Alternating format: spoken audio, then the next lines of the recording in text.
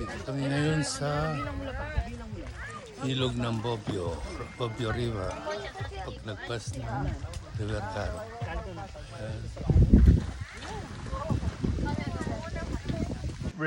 Ito upgraded yung tent nila. Nasa ilog na mismo.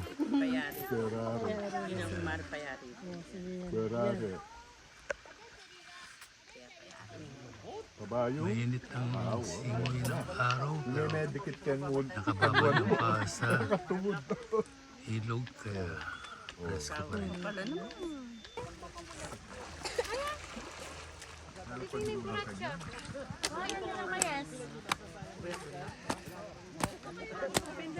Wala yata ang step.